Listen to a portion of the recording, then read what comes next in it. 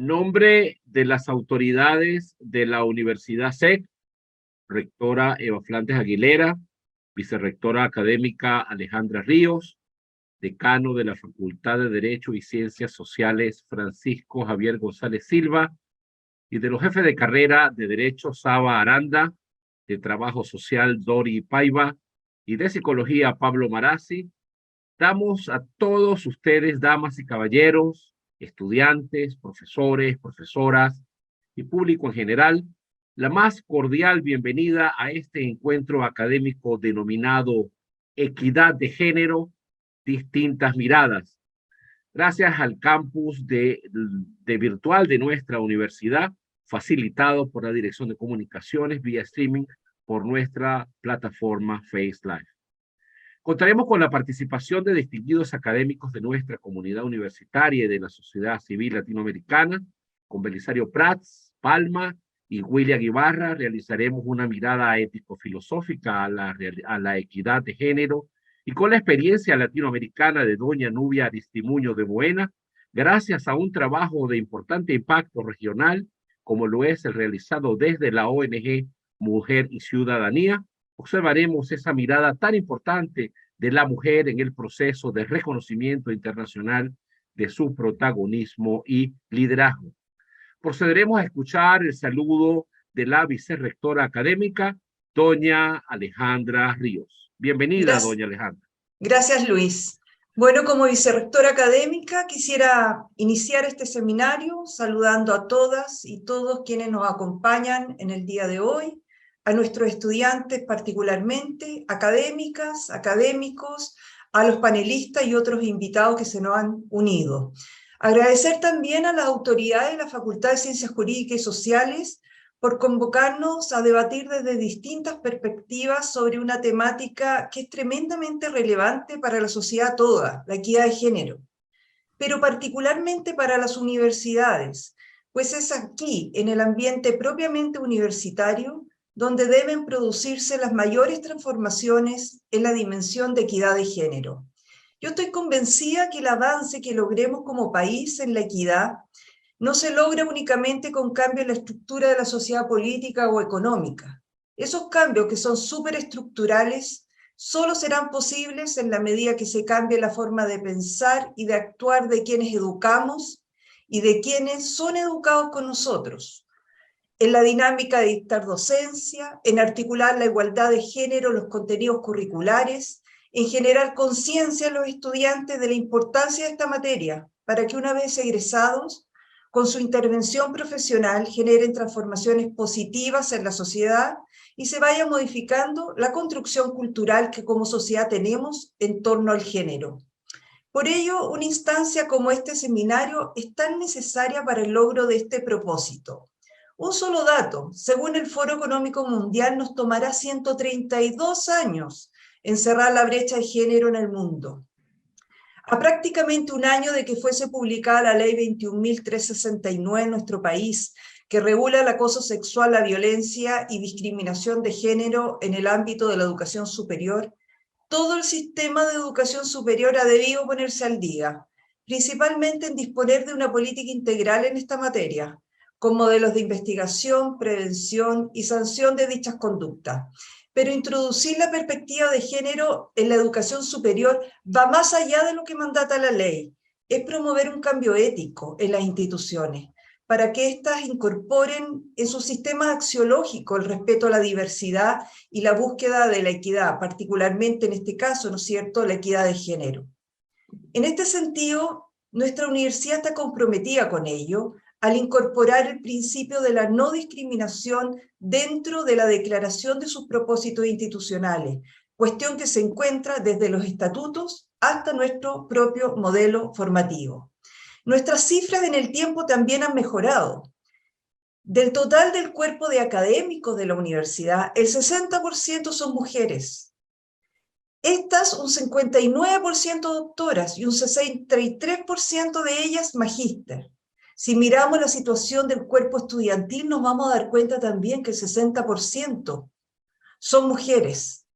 Ahora bien, también hay un sesgo de género, porque si lo miramos por áreas del conocimiento, vamos a ver que en nuestra universidad ese 60% de mujeres, de estudiantes, se concentra en áreas, ¿no es cierto?, tradicionalmente marcadas por el sesgo de género, como son las áreas de servicio social, las áreas de salud y las áreas de educación. Es un tema que tenemos que avanzar como país. Y por último, el último dato como universidad que hemos avanzado es mirar nuestro cuerpo directivo, desde la rectoría, ¿no es cierto?, hacia los distintos estamentos de gestión también, ¿no es cierto?, estamos con un componente importante femenino. Sabemos que el tema resulta complejo, pero es muy interesante. Por lo que yo les agradezco sinceramente en nombre de la Institución Internacional SEC y de nuestra universidad por contar hoy día con este seminario, con su presencia, que sin duda apunta a un aspecto muy contingente y para el cual es necesario que obtengamos herramientas válidas que nos permitan comprenderlo y sobre todo, yo diría, interiorizarlo. Para finalizar estas palabras de bienvenida, quisiera presentar brevemente a nuestros panelistas del día de hoy, a Nubia Aristimuño de Moena. Ella es trabajadora social, como dijo Luis Marcano, con amplia experiencia en la administración pública, en el diseño, planificación, seguimiento y evaluación de proyectos sociales. Es consultora en distintos organismos públicos como privados y entre ellos directora de Mujeres y Ciudadanía en Venezuela. Nuestro profesor Belisario Prat Palma, él es abogado, magíster en filosofía, máster en derecho, profesor de ética y de filosofía del derecho, entre otras materias, en diversas universidades. Y finalmente el profesor William Ibarra Figueroa, él es filósofo y educador, doctor en filosofía, máster en gobernanza global y derechos humanos, docente de pregrado y posgrado, investigador y consultor en políticas públicas. Yo los dejo entonces con ustedes y que tengan muy buena tarde. Muchas gracias, Luis. Gracias, doña Alejandra Ríos, nuestra vicerrectora académica. Seguidamente escucharemos las palabras del decano de la Facultad de Derecho y Ciencias Sociales, don Francisco Javier González Silva. Adelante, decano. Bien, muchas gracias, Luis Manuel. Yo quisiera, a nombre de la Facultad de Ciencias Jurídicas y Sociales de la Universidad SEC, dar a ustedes también la más cordial bienvenida y agradecer especialmente a nuestros panelistas que ya han sido presentados, como también a todos a quienes hicieron posible la organización de esta charla. Este es un momento muy importante porque evidentemente la equidad de género hoy en día es un tema fundamental. Fuimos testigos, por ejemplo, en la discusión del borrador de nuestra Constitución, recientemente sometido a plebiscito, cómo este tema en todas las discusiones tomó un consenso mayoritario importante. Y es porque hemos ido tomando conciencia, ya lo decía la PNUD el 2014, el medio para lograr la igualdad es la equidad de género. Entendiéndose la equidad de género como la justicia en el tratamiento a hombres, mujeres y las identidades sexuales. Y es un tratamiento que puede admitir diferencias. La idea es corregir desigualdades de origen, de sexo o las asimetrías que uno trae desde el momento en que nace. Es decir, no significa medidas que van a ser idénticas, sino más bien conducentes a lograr en el tiempo una igualdad de derechos, beneficios, obligaciones y oportunidades. Y en eso Chile ha ido avanzando, principalmente motivado por los compromisos internacionales que ha ido firmando. Hemos dado pasos importantes a nivel de adecuación normativa, tanto constitucional como legal. No olvidemos la reforma constitucional del año 1999, donde modificamos el artículo 1 de la Constitución para reemplazar la palabra hombres por personas. Y también modificamos el artículo 19, número 2, donde consagramos expresamente la frase hombres y mujeres son iguales ante la ley. Pero esta es una igualdad formal. necesitamos evidentemente avanzar hacia una igualdad sustantiva que se refleje, que se materialice en hechos concretos. Igualdad de oportunidades efectivas, en acceso a la educación, en acceso a un trabajo, en acceso a servicios de salud, en acceso a seguridad social, a competir en cargos de representación popular y en general en todos los asuntos de nuestra comunidad. Es por eso que nosotros como facultad, al momento de organizar este evento, quisimos tener distintas miradas. Y es por eso que titulamos esta charla como Equidad de Género, distintas miradas para lograr la igualdad efectiva. Voy a nuevamente darle la bienvenida, Luis Manuel, y que ojalá que tengamos una tarde muy provechosa. Muchas gracias.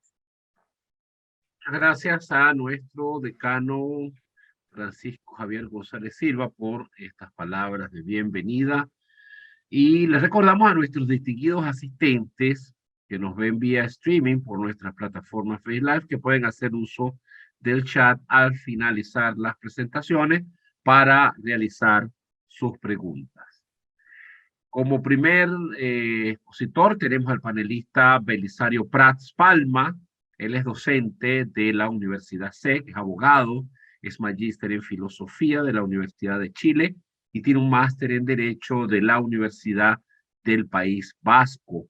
Él nos disertará sobre la equidad de género, la ética existencialista y las políticas de género. Bienvenido, don Belisario. Puede hacer uso de la palabra. Muchas gracias, querido Luis Manuel, por la presentación. También le doy las gracias a nuestra vicerrectora Alejandra Ríos y a nuestro decano, don Francisco González, agradeciendo la oportunidad de exponer y saludando a todos y todas quienes estén presentes, a nuestros panelistas, contándoles que yo efectivamente soy docente de la universidad desde hace ya más de 15 años, por lo tanto participo en estos eventos con mucho cariño. Me he formado acá como docente, así que cómo no colaborar con este tipo de instancias. Y dentro de las posibilidades que yo tengo a la luz de los ramos humanistas que enseño, me interesa mucho este tema y en especial, tal como lo decía nuestro decano y nuestra vicerrectora, la importancia y la relevancia que ha ido ganando en el momento actual, pero dándole un fundamento filosófico, un fundamento ético para los efectos de demostrar la importancia del tema y que es algo que es perfectamente alcanzable. Efectivamente, tal como dijo nuestra vicerrectora, pareciera ser que el cambio cultural va a tomar años, pero lo menos que podemos hacer es colaborar en ese cambio, no caer en la simple inercia. En este fundamento filosófico yo me quise basar o partir con explicar a qué se refiere el género. Porque uno dice equidad de género, pero para los que estén presentes y las que estén presentes, entender que el género, de acuerdo a una filósofa destacada, doña Lourdes Benería, es el género, es el conjunto de creencias, rasgos personales, actitudes, sentimientos, valores, conductas y actividades que diferencian a hombres y mujeres a través de un proceso de construcción social. Ese es el significado de género. ¿Y qué significa? ¿Por qué hablamos de equidad de género? Y también para el fundamento filosófico de la palabra equidad, me quiero referir a un importante filósofo que todos en alguna oportunidad hemos escuchado, al gran Aristóteles. Resulta que él nos habla de la justicia, tal como lo mencionaba nuestro decano. ¿Y qué palabra más importante, más imponente que respaldar la equidad de género con lo justo? Fíjense que Aristóteles nos habla de la equidad, nos habla del equilibrio. ¿Y qué es esto del equilibrio? Es algo que tanto le cuesta al ser humano en general. Tendemos a los extremos. En todas las áreas, los ámbitos y en todos los momentos de la historia de la humanidad. Y Aristóteles, aparte de hablarnos del equilibrio, nos habla de las virtudes cardinales, y estas virtudes que conllevan la tolerancia, la moderación, la prudencia, la fortaleza de espíritu, se reúnen en la justicia. Y parto aplicando esto porque creo yo que discriminar por género es una suerte de injusticia. ¿Por qué? Porque de alguna manera conlleva un acto de falta de fortaleza de espíritu, de no reconocer que ambos géneros tienen derecho a participar en todas las áreas del conocimiento humano. Aristóteles también nos habla de la justicia como dar a cada cual lo suyo. Y por lo tanto, en este sentido, voy también a respaldar filosóficamente el concepto, porque tenemos por un lado la justicia conmutativa, que no es la que nos cita hoy día, porque la justicia conmutativa se entiende como la equiparidad en las transacciones, lo que yo les enseño a mis alumnos en clases, ¿ya? Que la justicia conmutativa también es un concepto muy bello porque lo toma Andrés Bello en varias partes del Código Civil, en especial para definir la injusticia en el desequilibrio en las prestaciones. Por ejemplo, en una compraventa. Pero vámonos a la justicia distributiva, que es la que me interesa. La justicia distributiva dice relación con el ámbito público. Y esto de dar a cada cual lo suyo, Aristóteles lo refiere o da como ejemplos, por ejemplo, la postulación a cargos públicos. Y entonces esto de dar a cada cual lo suyo y de ser justos en el ámbito público, en la distribución de los cargos públicos, me permite darles un ejemplo. ¿Habría equidad de género si en un concurso público para magistrados en Punta Arenas se necesitaran 4 magistrados y postularan 4 hombres, 4 mujeres? La equidad de género nos dice que debieran ser seleccionadas aquellas personas con más capacidades, que cumplen con todos los requisitos para el cargo, y eso podría generar que fueran seleccionados 4 mujeres dentro de los postulantes y ningún hombre, pero porque son personas con el mérito suficiente. O podría ser a la inversa, que fueran seleccionados 4 hombres por el mérito y por cumplir con las condiciones para dicho cargo. En consecuencia, es un tema importante en materia de lo justo, en materia del dar a cada cual lo suyo, y en materia de no discriminar, porque lo que no podría pasar es que se eligieran a las personas para estos cargos recurriendo a discriminaciones arbitrarias, por ejemplo, por el solo hecho de corresponder a uno u otro sexo. Esto me lleva a otro concepto aristotélico, también muy relacionado con la equidad de género, una palabra que a todos nos mueve, nos motiva, nos incentiva, que es la felicidad. En la sociedad actual, la felicidad, creo yo, esta es una opinión muy personal, creo que está centrada en conceptos que nos están afectando, como por ejemplo una sociedad centrada en el materialismo, en lo superficial, centrada en el exitismo, en una competencia sin cuartel, de ganarle al otro a como dé lugar, el fin justifica los medios, pero también por lo tanto confundimos un poco esta felicidad como bienestar de la mano con los 5 sentidos. Y eso es un engaño, es una forma de engañarnos. ¿Por qué? Porque si centramos nuestra felicidad en lo material, en lo superficial, en el éxito, en el exitismo, no digo yo que sean situaciones que en su justo equilibrio sean condenables, no, voy a los extremos. Cuando una persona se centra en los extremos, está alejándose de la justicia. Esta felicidad vinculada a los 5 sentidos, la aplicamos todos los días sentimos la felicidad de ver a nuestros seres queridos, la felicidad de abrazar a nuestros seres queridos, a escucharles la voz, a saborear una comida con ellos, y así, la visión, verlos. Pero resulta, fíjense, que Aristóteles no coincide con este enfoque. Él habla de la felicidad como un bien supremo, absoluto, independiente, permanente. Y eso no nos calza con la felicidad que va de la mano con los 5 sentidos. Esta es una felicidad absoluta, permanente, estable, independiente de los 5 sentidos. Esto es muy llamativo porque hay gente que comparte ese concepto de felicidad, que es un permanente estado de felicidad. Y le digo a mis alumnos, ustedes deben estar en un permanente estado de felicidad al estar estudiando en la universidad, al tener la capacidad para estudiar. No caigan en conflictos entre ustedes, en discriminaciones entre ustedes, por aspectos sociales, por aspectos de género, etc. Entonces, ¿y a dónde me conduce esta felicidad? Fíjese que esta felicidad me conduce a la ética existencialista. ¿Por qué?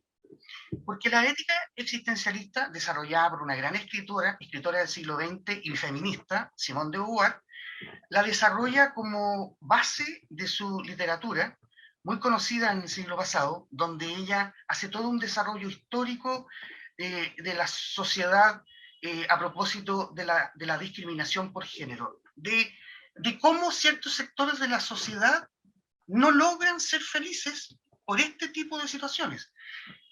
Por ejemplo, uno de los principales conceptos de la ética existencialista es el proyecto de vida para ambos géneros. Cada uno de los géneros tiene derecho a desarrollar su proyecto de vida con otro concepto que también va vinculado, que es la libertad. Por lo tanto, la libertad es la que me permite desarrollar mi proyecto de vida. Y al estudiar en la universidad, yo estoy justamente materializando esa libertad en un proyecto de vida a través de una carrera que me va a permitir ser feliz en forma permanente.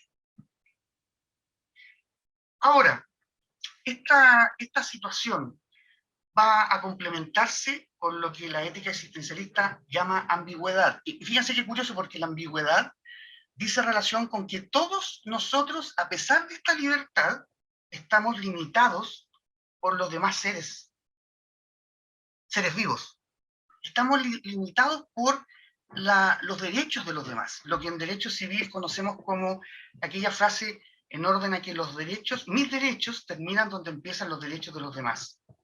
Acá es lo mismo, la ambigüedad supone que yo estoy restringido en mi libertad. ¿Por qué? ¿Por el otro o por la otra?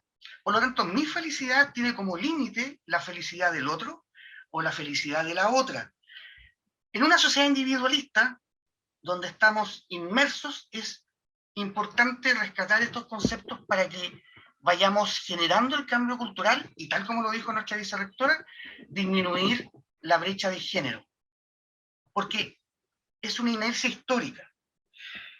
Bueno, finalmente, para terminar con la ética existencialista, también tenemos que mencionar el derecho a la trascendencia en vida.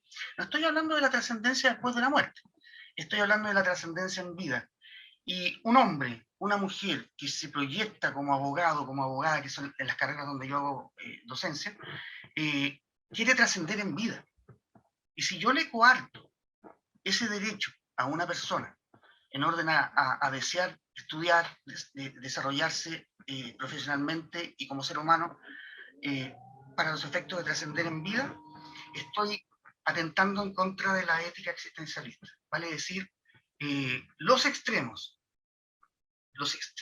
entiéndase machismo extremo, entiéndase feminismo extremo, que son tendencias viscerales, que no obedecen a un razonamiento, sino que son impulsivos.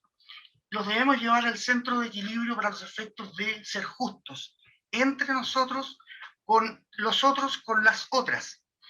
Bueno, finalmente, ¿de dónde aparece estas ideas? Aparecen de el trabajo conjunto de Simone de Beauvoir con Jean-Paul Sartre, y ella para mí es una muestra también de una mujer muy valiente, con mucha fortaleza de espíritu, porque ella en la Francia de los años 20 del siglo pasado se enfrentó a otra palabra que es muy compleja en materia de equidad de género, que es el patriarcado.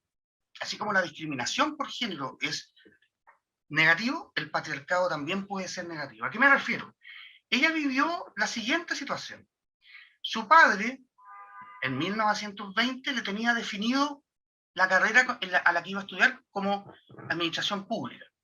Y ya tenía definido su marido. Te vas a casar con tal persona, por un acuerdo económico entre dos familias. Ella, con mucho valor, se rebeló y dijo, no me voy a casar con esa persona, ni voy a estudiar esa carrera. ¿Por qué? Porque yo tengo derecho a mi proyecto de vida, a definir mi proyecto de vida y a enfocarlo para los efectos de, respetando a los demás, entendiendo que mi libertad está limitada por la libertad de los demás o por los derechos de los demás, yo voy a desarrollarme en esa línea. Y ella estudió filosofía y su pareja fue Jean-Paul Sartre, perdonen la pronunciación. Y desarrollaron ambos una obra, ella desarrolló una obra literaria que es muy conocida y que dio cuenta del análisis de la realidad de la mujer en la sociedad norteamericana. Y muy interesante porque ella también, junto a su pareja, participaron en actividades de liberación de Argelia, que también estaba muy en boga en esa época, y así. Ahora voy a dejar de lado un poquitito el análisis filosófico para contarles un poco de en qué está la realidad de las políticas de género en nuestro país, para los efectos de entender cómo a estos años, puntualmente el año 2020, que es el estudio que analicé, se dan todavía cifras que son cuestionables. Fíjense que la presencia de mujeres en el avance de los grados académicos va disminuyendo. A más alto nivel va disminuyendo la presencia de mujeres. En investigación, 34%. En participación en empresa, en el mundo de la empresa, como directoras o gerentes, 21%. En el mundo universitario, el porcentaje de mujeres que participan de cargos como rectoras o vicerrectoras, está presente nuestra vicerrectora, es también un porcentaje bajo. Es un porcentaje bajo. Además, ¿qué factores explicarían? Me olvidé del Poder Judicial. En los tribunales de primera instancia hay una cantidad de mujeres equiparada al de los hombres, pero en la medida que va subiendo el tribunal de jerarquía, entiéndase Cortes de Apelaciones, Corte Suprema, el ascenso de las mujeres a esos cargos es reciente. Es reciente. La primera ministra de la Corte Suprema no data de hace muchos años atrás. ¿Qué factores son los que explicarían esta brecha entre los dos géneros? Estereotipos sexistas, invisibilización de la mujer. Históricamente, la mujer ha sido dejada de lado, no escuchada. Así se ha generado un descrédito hacia sus capacidades. El tema del acoso, el tema de la discriminación y el tema de la violencia de género.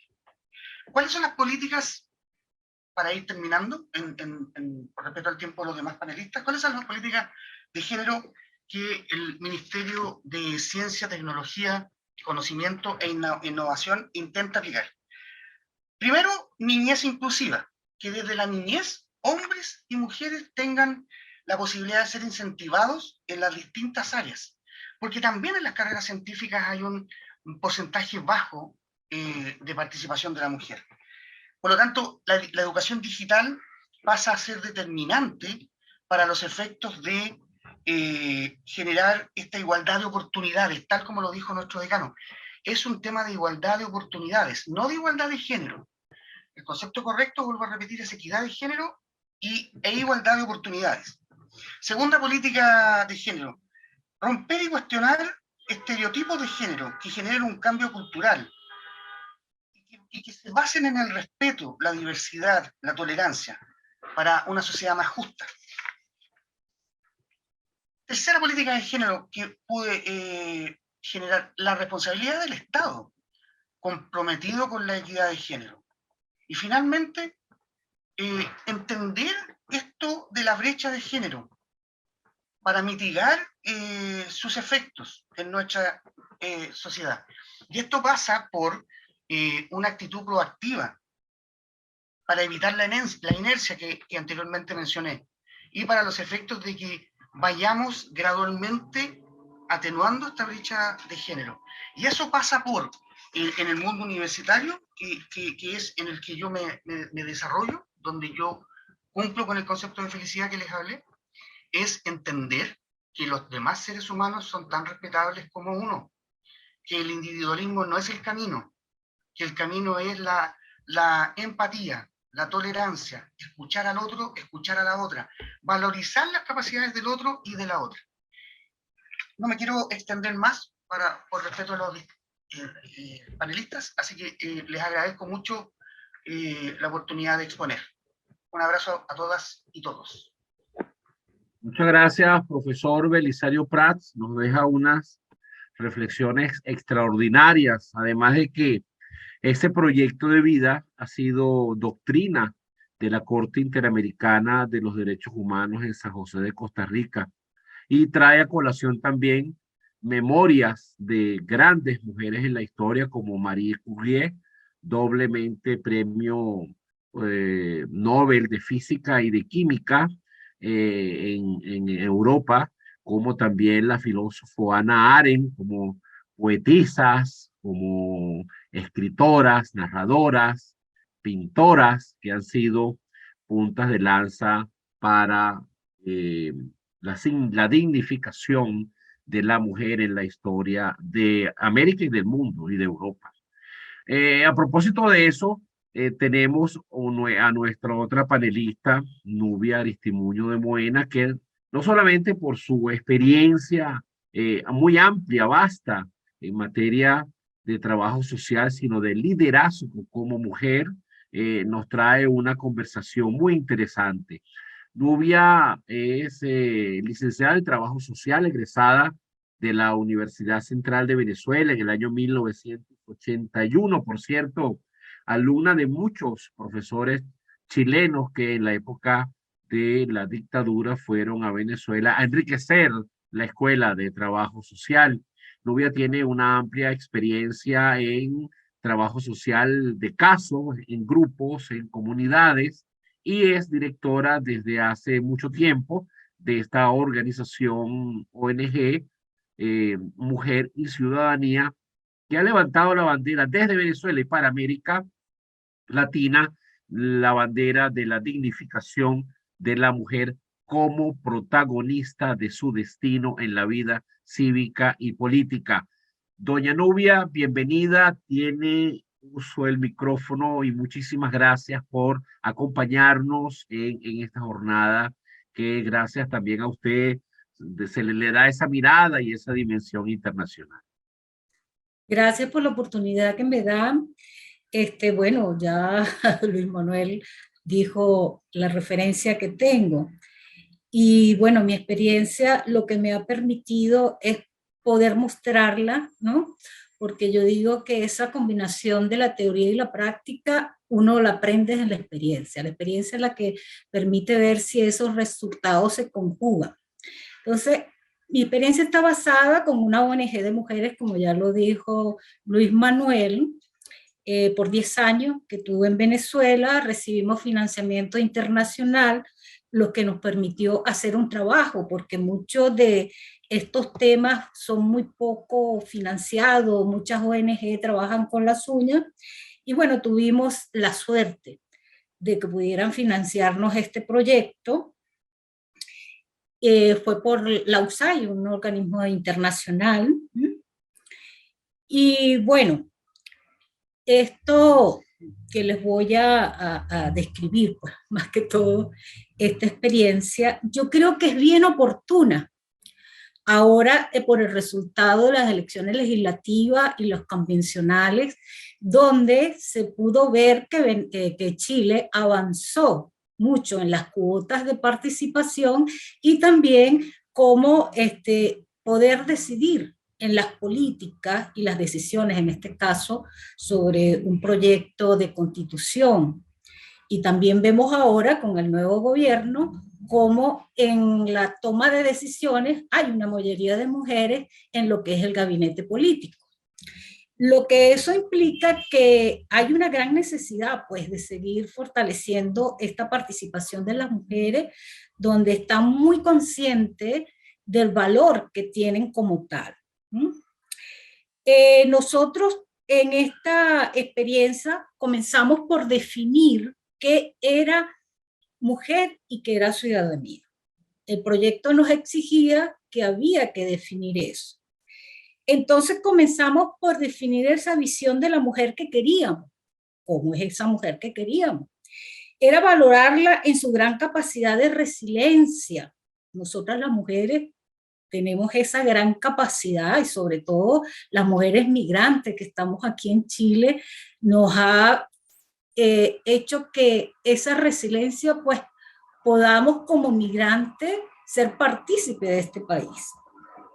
La confianza es muy importante porque son sobre tus propias destrezas, capacidades, las actitudes positivas que tienen las mujeres.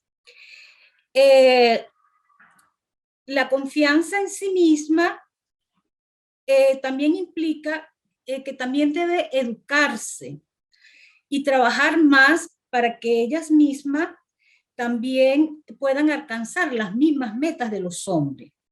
Eso lo que muestra no es esa diferenciación, sino el potencial que la mujer tiene para lograr eso. En cuanto a la definición, o sea, la visión que teníamos de ciudadanía, nos planteamos que es la condición de ser miembro de una comunidad organizada, ser parte de su proceso histórico que constantemente está en construcción, mediante la participación, mediante un Estado de derechos políticos y sociales. Y revisamos, si revisamos el origen griego justamente de ciudadanía y nos remitimos a él, vemos que es permitir la participación en asuntos políticos, es decir, la ciudadanía es la libertad y la voluntad de cooperar socialmente. En este proyecto, nuestro objetivo era concretar a mujeres con su propio poder, con el propio poder interior y con el ciudadano, considerándolas sobre todo que era como el tema que ellas se posicionaron, que fueron ser agentes de cambio. Eso es bien importante. Nosotros, bueno, como nuestros diferentes roles, madres, hijas, en este caso educadoras, trabajadoras, somos agentes de cambio. Entonces, eso es muy importante, es muy potente. Y bueno, también podemos observar que existen pruebas firmes y cada vez más numerosas de que la presencia de las mujeres líderes en los procesos de toma de decisiones políticas han mejorado mucho en sus procesos. También vemos que es reconocido mundialmente cuando se hizo en Beijing la plataforma, que era necesario lograr la participación política y la distribución equilibrada de poder entre hombres y mujeres en la toma de decisiones, y como sabemos, muchos países, muy pocos, lo han logrado. Entonces, si ustedes se hacen la pregunta y dicen, bueno, ¿y cómo se hizo para que estas mujeres se vieran como ciudadanas activas y conectarse con el poder, pero el poder de abajo? Porque allí eran nuestras beneficiarias, eran esas mujeres líderes, esas que están en los barrios, esas que criticaban mucho, que lo que hacían era tenderle las alfombras rojas a los líderes, pero que ellas no eran escuchadas, no eran tomadas en cuenta, y eran las que conocían sus problemas cotidianos, sus problemas diarios, pero ellas no participaban en esas decisiones. Entonces, ¿qué hicimos? Comenzamos por darle valor al contenido personal, ver sus emociones, porque un líder tiene que transmitir emociones. ¿Cómo se manifiesta? ¿Cómo era su manifestación? Si era violenta, agresiva, pacífica. Enseñándole que el camino era importante, pero más importante es la educación del ser.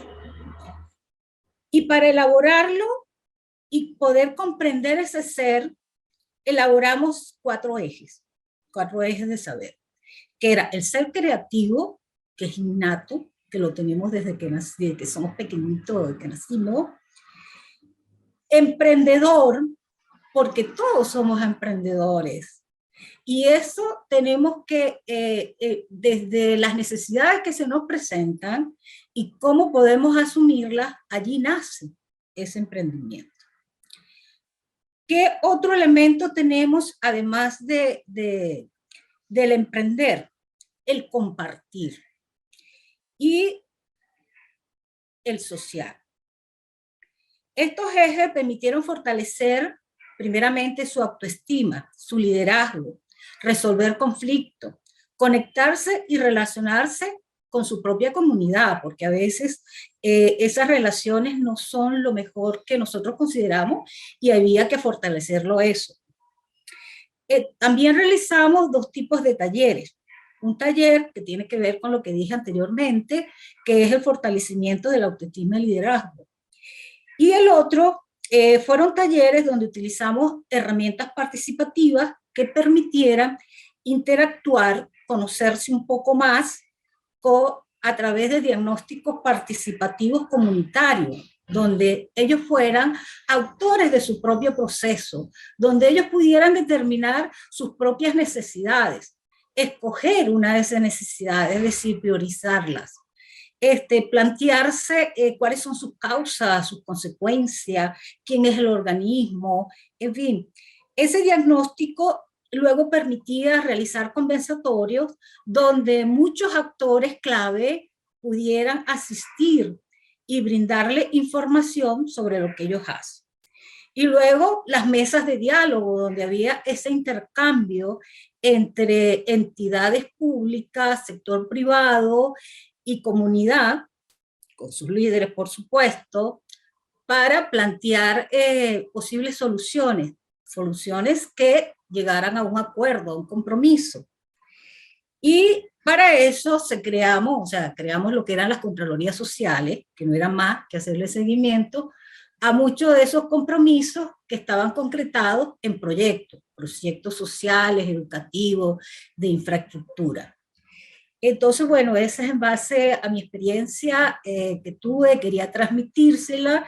Yo creo que es muy importante ahora en Chile comenzar sobre todo esa labor social que hacemos en las comunidades de trabajar con mujeres, es empoderarlas, pero empoderarlas desde ellas mismas y luego con ese quehacer diario con su comunidad, desde pequeñito, desde una acera que a veces la gente dice, bueno, ya están casadas de hacer cera, no, pero esa cera te conecta. Y te conecta y te hace ver que eres un líder. ¿Por qué? Porque conoces la problemática. Y ese liderazgo es lo que hace es reconocerte que eres una mujer que maneja el tema, que puede expresarse, que puede tomar decisiones. Entonces, bueno, espero que le haya servido mi experiencia en algo, sobre todo los estudiantes, para que pueda abordar sobre todo el tema de la mujer con otra visión, con una visión de su participación ciudadana. Muchas gracias, doña Nubia Aristimuño de Moena, por permitirnos escuchar su experiencia a través de esta ONG tan importante como lo es Mujer y Ciudadanía. Liderazgo que, como el propio concepto de liderazgo dice, el proceso que influencia al hombre a completar una misión, también ha demostrado nuestro próximo panelista, que es el profesor William Ibarra Figueroa. Él es filósofo y educador, máster en gobernanza de la Universidad Castilla de la Mancha de España, investigador y doctorado en filosofía, investigador y consultor de políticas públicas de la Asociación Chilena de Municipalidades, es catedrático universitario de grado y posgrado, docente de educación secundaria, con muchísimas publicaciones indexadas y de consulta en el área de la filosofía como ética, educación, políticas públicas, filosofía medioambiental, director académico del CESDAN, es del Centro de Estudios Clásicos y Medievales de Colombia. Le damos la más cordial bienvenida al profesor William Ibarra, quien representa en esta ponencia a la Escuela de Trabajo Social de la Universidad SEC. Doctor Ibarra tiene uso de la palabra. Bienvenido. Muchísimas gracias, un saludo fraterno a las autoridades por la invitación y a los que nos están viendo y escuchando. La reflexión valoro profundamente desde las humanitas el sentido que tienen las universidades, lo ha dicho la vicerrectora y con énfasis, ¿cierto?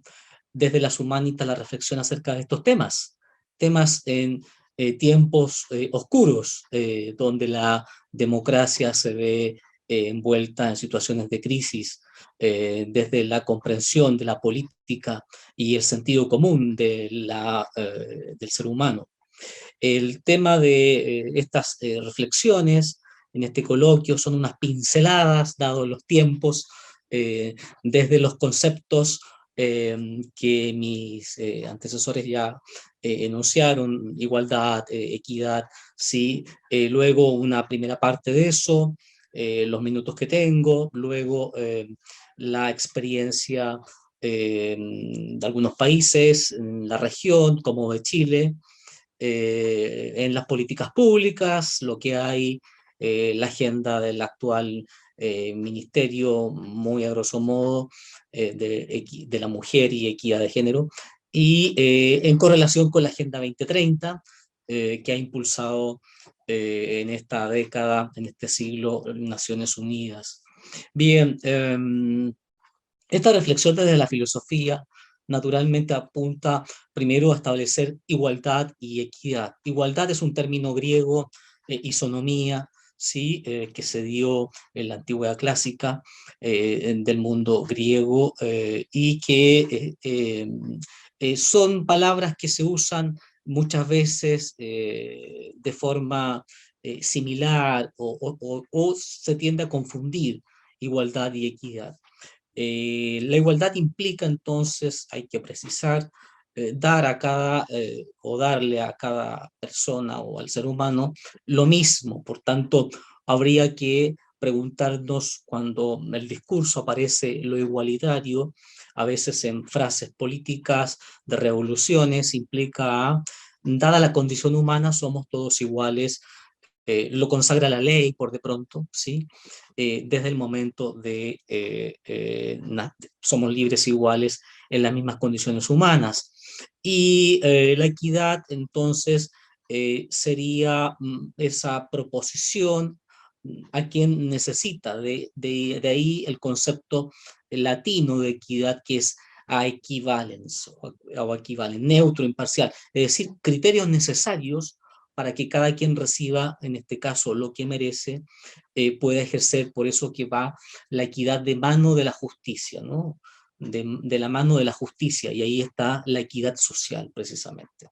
Bien, entonces, esta equidad, en el caso la equidad de género, viene a invitar, ¿sí?, a hacer un sentido propio de la condición humana, en lo que mi filósofa de cabecera, en un texto en los escritos de la década del 50, del siglo pasado, ha denominado el derecho a tener derechos, Hannah Arendt, ¿sí? El derecho a tener derechos, ¿sí? Porque nuestra condición humana de seres iguales, ¿sí? En un determinado espacio plural que es la política, la democracia, la esfera pública, ¿sí? Y el sistema democrático, por eso hay que salvaguardar el sistema democrático. En la esfera pública confluyen hombres y mujeres, los distintos, los diversos, dirá Hannah Arendt, ¿no? Por tanto, es la forma donde aparece esa igualdad y esa equidad. De ahí que la relación que debe existir en el caso de la equidad de género debe hacer referencia a la dignidad, el concepto de dignidad, ¿sí? Que es un concepto profundamente filosófico, luego jurídico, y a los derechos que poseen todas las personas, ¿sí? Por tanto, ese término de equidad refiere al derecho que poseen hombres y mujeres de recibir un trato justo más allá del propio género, en el caso del género, ¿cierto? Sea hombre, mujer y las diversidades o las minorías sexuales. Y en la lucha por garantizar el acceso a todos a oportunidades en el ámbito social, económico, político y privado o doméstico. Por eso que los eslogan o de los cuando surgen discusiones que no son actuales, sí, lo son, pero vienen ya desde las primeras intelectuales que revolucionaron su tiempo, en el caso de la querella de las mujeres, en el mundo de la Edad Media, luego a quienes estuvieron en el mundo de las ilustradas de los siglos XVII y XVIII, y ya consagrados con El segundo sexo, obra de Simone de Beauvoir, ¿no? En la década del 50 del siglo pasado. Recordar que la Carta de Mujeres, de las Mujeres, de Derechos que consagra a las mujeres, es de 1954, que viene a garantizar precisamente la participación política de las mujeres, que ya había sido en el caso de Chile, ¿sí? El siglo, tercera parte del siglo XX, el derecho al sufragio universal de las mujeres, luego la Carta de 1948, en consagrar derechos a todos los seres humanos, a los seres animales humanos. Y en este sentido, esta equidad de género hacia las mujeres debe ser el eje fundamental para las políticas públicas, para no solamente público, sino que también privado, pero como desde esa participación que ya han mencionado mis predecesores, viene a fundamentar, ¿sí? Este derecho a tener derechos, ¿sí?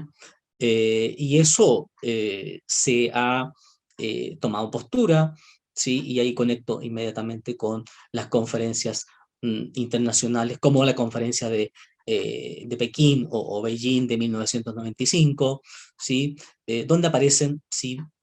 Concurren agencias, ONGs, agencias internacionales, instituciones gubernamentales, para fomentar estrategias. Fijaros que fue en 1995, estamos en el 2022, para concientizar a la sociedad acerca de las desigualdades de género, ¿sí? Que los países Occidente, porque otra cosa es Oriente, ¿no? Otra cosa es Oriente. Y esto ha de ser fundamental, efectivamente, para el desarrollo del sistema democrático. La equidad de género es un derecho del ser humano para garantizar derechos y deberes, ¿no? De todos los géneros. En la construcción de sociedades, el fin es construcción de sociedades más justas y equitativas, ¿sí? Ese desarrollo de esas estrategias invitan a una promoción entre los géneros, ¿sí? Acortar la brecha entre los géneros, especialmente en el género masculino, ¿sí? En el caso de Chile, aún recientemente los datos de organismos oficiales como el INE es que la brecha en el caso, por ejemplo, salarial es entre 30% frente a los sueldos, ¿no? De los hombres. Hay datos muy duros, que no los voy a marear con tanto dato, pero solamente poner ese. Y eso, si bien es cierto, ha habido un avance desde las leyes, ya prácticamente hace una década, que han promovido, invitado, sí, al sector privado y público en la modificación del Código Civil, del Código del Trabajo, perdón, sobre este principio de hacia una equidad en el caso de los sueldos. Bien, entonces, las mujeres, dado que no siempre gozan de los mismos derechos que los hombres, Y esto es porque hay diferencias estructurales, ¿sí? Y esto ha aumentado hoy día menos, enhorabuena, a la distribución desigual del poder. Es decir, pasa por una concepción acerca del poder, ¿sí? Y esto es una invitación con estos datos a que los hombres y las mujeres deben tener igual participación en la toma de decisiones en las áreas de la educación, de la vida profesional, la vida del trabajo, precisamente el trabajo como una forma donde cada ser humano desarrolla su propio proyecto de vida, este carácter, este ethos, ¿no? Y qué mejor que un coloquio para charlar, sea este u otros, ¿sí? De forma donde aparecen desde las humanitas, desde las humanidades, la defensa del diálogo fraterno, cordial, acerca de poner en escena, ¿sí? Que a partir de las desigualdades podemos llegar a buscar puntos de encuentro, puntos en tanto salvaguarden los sistemas democráticos y haga un acceso más fácil, ¿sí? De oportunidades de estas equidad, ¿vale? Bien, entonces, la Agenda 2030, la Agenda 2030 consagraba el 2015, que venía siendo pensada ya desde los Objetivos de Desarrollo del Milenio, ¿sí? Que avanzaron algo, pero pusieron los temas sobre el diálogo, sobre la discusión, sobre una construcción crítica, ¿sí? El objetivo número 5, el objetivo quinto, precisamente es igualdad de género. Apunta a lograr la igualdad de género y empoderar, dice el objetivo, a todas las mujeres y las niñas. Reconociendo el objetivo, recordemos que la Agenda 2030 son 17 objetivos, tiene 169 metas, y esas metas están atravesadas por un principio ético fundamental que viene a ser la responsabilidad. La responsabilidad desde el Estado, ¿sí? Especialmente desde el Estado moderno, desde el sistema democrático, en cuanto los países Occidente, hay que salvaguardar de Occidente, y la invitación a los países también Oriente, Medio Oriente, Lejano Oriente, etcétera, para efectivamente esa equidad, esa igualdad y equidad, ¿sí? Hacia el mismo trato, ¿no? Porque está en cuestión la dignidad, en este caso la dignidad de las mujeres. Entonces, la igualdad entre géneros, dice el objetivo, no es solo un derecho humano fundamental, sino la base necesaria para conseguir un mundo pacífico, próspero y sostenible. Ahí estarían tres cuestiones fundamentales: una cultura de la paz, ¿sí? Próspero, es decir, aquí aparecen las condiciones de posibilidad, ¿sí? Económicas, que son también políticas, y sostenible, pero sostenible también es sustentable, es decir, esa correlación para habitar espacios y territorios, ¿no? Con un nivel de relación con los espacios medioambientales. Por eso que el objetivo quinto de la Agenda 2030 tiene cinco metas que están divididas, solamente voy a enunciarlas, como por ejemplo la primera tiene estas metas, pero además hay unos indicadores, ¿sí? Que Naciones Unidas ha invitado a los Estados miembros a promover, ¿sí? La Agenda 2030. La meta del objetivo quinto es poner fin a todas las formas de discriminación contra todas las mujeres, las niñas en todo el mundo. El tema, por ejemplo, de la trata de blancas, tiene que ver con las migraciones, tiene que ver con la prostitución, tiene que ver todavía hay venta de personas. Eso no puede ser, estamos en siglo XXI, todavía hay venta de personas. Tráfico de personas, especialmente en tiempos de pandemia. Esa brecha ya veníamos con una brecha menor, ahora se ha aumentado producto precisamente de la pandemia, de la crisis sanitaria. eliminar todas las formas de violencia contra todas las mujeres y las niñas, tanto público como privado. Aquí están los temas de explotación sexual, la trata, todo lo que realmente sí genere tensión hacia el género femenino. Eliminar todas las prácticas nocivas como el matrimonio infantil, en varios estados aún hay, ¿sí? Que es precoz y forzado. eh, por ejemplo, en África especialmente, la mutilación genital femenina. Reconocer valores, ¿no? Valorar la ciudadanía, en cuanto las mujeres generalmente participan más de esos primeros espacios de la ciudadanía. Lo ha mostrado la profesora, la doctora que me antecedió. De acuerdo a cada país, especialmente en aquellas comunidades, los casos de Centroamérica, por ejemplo, los cafetales tanto en Costa Rica, Colombia como México, de desarrollo, ¿sí? Acerca de estos grupos que son mujeres que están trabajando, ¿sí? Enunciar solamente la meta quinta, asegurar la participación plena y efectiva de las mujeres, la igualdad de oportunidades de liderazgo, el tema del liderazgo, ¿sí? Fundamental en todos los niveles, políticos, económicos, públicos, ¿sí?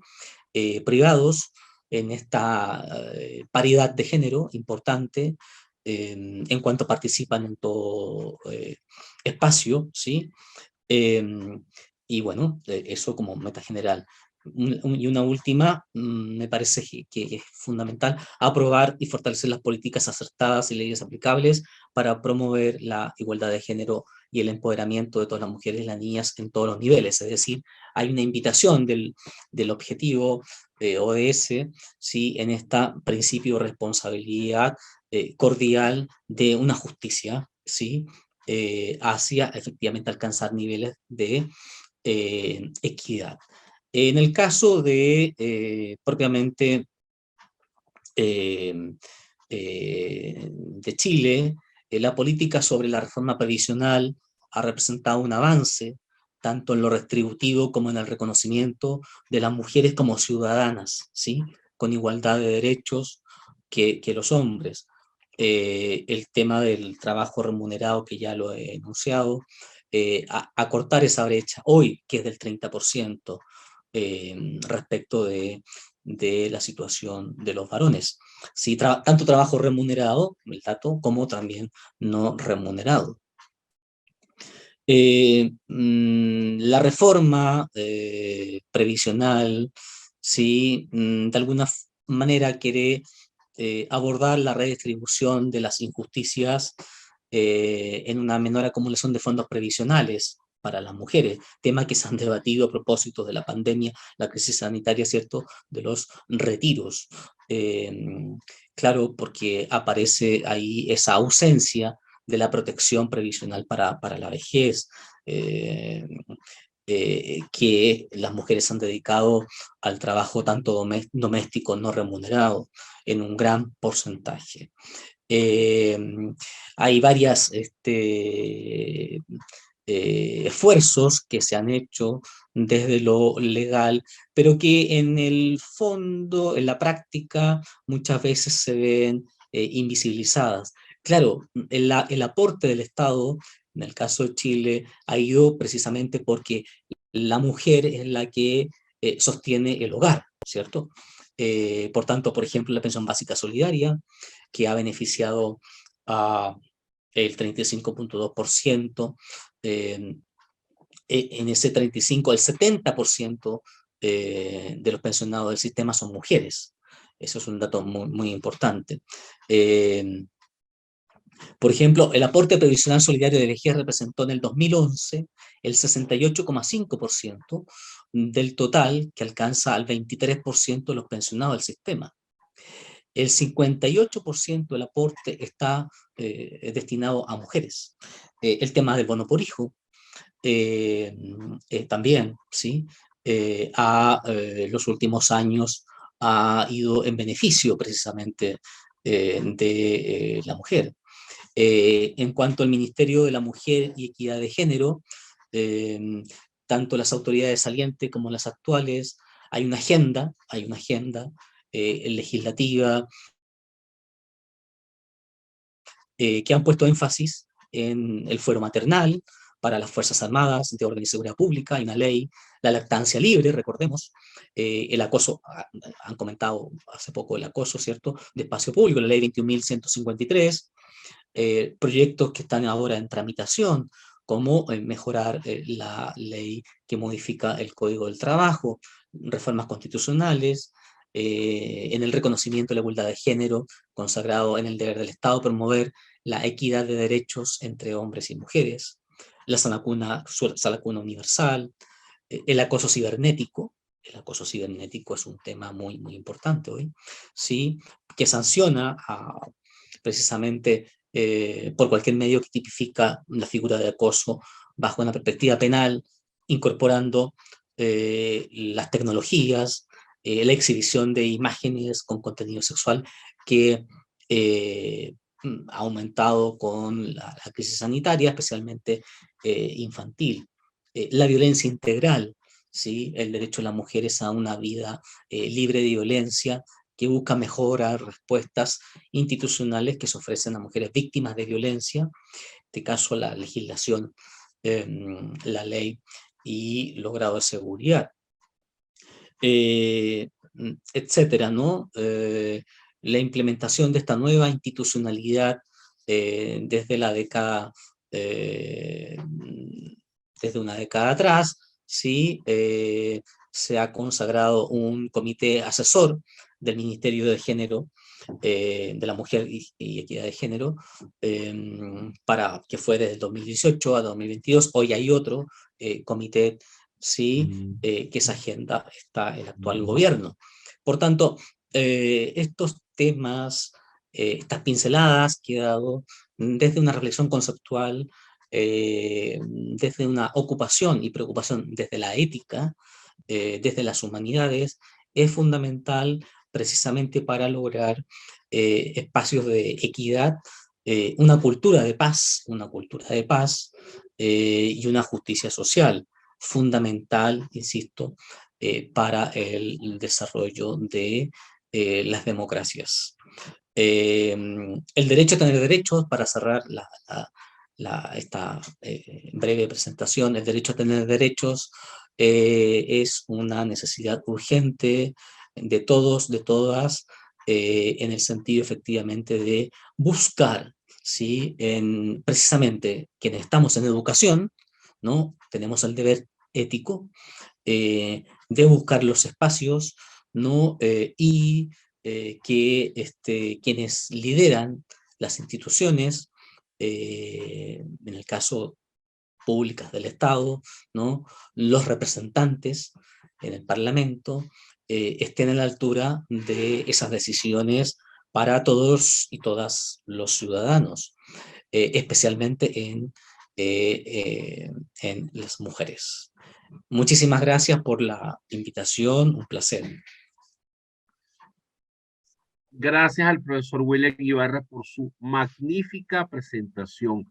Vaya que ha generado mucha polémica, buenas preguntas que tenemos por aquí. Recordemos a nuestros participantes que pueden utilizar la plataforma para hacer sus preguntas a través de el link que está abajo, en la Q y una E, y una Q y una A que está en la parte al lado de los participantes. Bien, por aquí tenemos una pregunta. ¿Cuáles son los enfoques más innovadores y que han presentado beneficios que ellos conozcan y que quieran compartir? Por ejemplo, ¿a qué sociedad deberíamos mirar? También hay otra pregunta que dice, doña Nubia, es para usted. ¿Cómo puedo hacer yo como estudiante mujer participar, o es que tengo que ser profesional en mujer y ciudadanía? También hay una pregunta para el profesor Prat, creo que para él dice, ética judicial, ¿cómo se puede hacer una reforma ética judicial para que se respete esta equidad de género? Aquí siguen llegando otras preguntas. No sé quién será primero para responder esta primera bloque de preguntas. Gracias.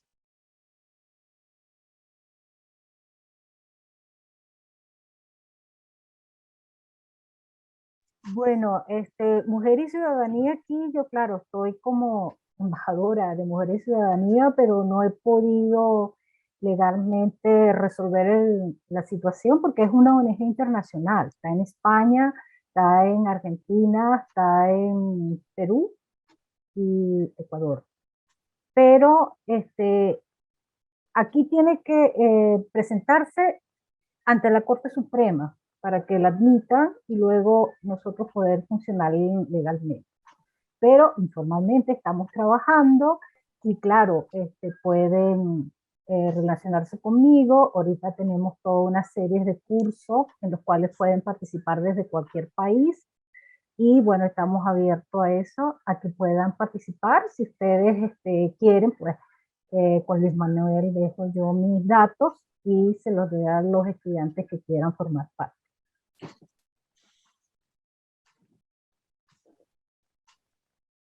A los participantes, si tienen más preguntas, pueden utilizar el link de abajo de preguntas y respuestas. Hay una pregunta que quedó en el tintero para el profesor Prats. Sí, la recuerdo, Luis Manuel, muchas gracias. A propósito de una justicia, de una ética judicial, bueno, yo pienso que hoy día los procedimientos judiciales están enfocados en las distintas materias, ¿no es cierto? Y ambos géneros se enfrentan en situaciones judiciales de índole civil, penal, laboral, de familia, etc. Creo yo que todo magistrado que ejerce la judicatura en uno u otro aspecto también debe cumplir con la ética aristotélica. Hace poco nosotros tuvimos, no hace poco, en febrero del año pasado tuvimos un caso judicial que afectaba a un niño, a un menor de edad, el caso de Tomás Bravo, y recordemos el comportamiento de la jueza que desarrolló el control de detención, y esa jueza ejerció todas las virtudes aristotélicas. Fue una mujer, a mi modo de ver, brillante en el ejercicio de la judicatura. Fue prudente, no prejuzgó a la persona detenida, fue moderada, no se alteró con los hechos de la causa. Dio cuenta de una fortaleza de espíritu admirable cuando se opuso a todo lo que el país quería, que era mantener en prisión preventiva al tío abuelo del niño desaparecido y encontrado muerto. Sin embargo, ella tuvo la fortaleza de espíritu de dejarlo en libertad porque los antecedentes de la causa no daban cuenta para decretar la prisión preventiva. En definitiva, ella fue justa. Ahora, en lo que se refiere a los destinatarios de esta justicia, hombres y mujeres, creo yo que las respectivas legislaciones que han ido siendo actualizadas en la reforma procesal penal, en la normativa de familia, en la normativa de protección del consumidor, qué sé yo creo que es una responsabilidad de los jueces mantener un ejercicio de la justicia de una forma que no se discrimine por género. En el caso de los juzgados de familia, todos conocemos los mitos de que la judicatura de familia a veces se inclina a favor de una u otra parte. Bueno, los magistrados son seres humanos y pueden cometer errores, pero yo me la juego por el ejercicio de una justicia que contemple el equilibrio y el respeto a ambos géneros de la misma forma.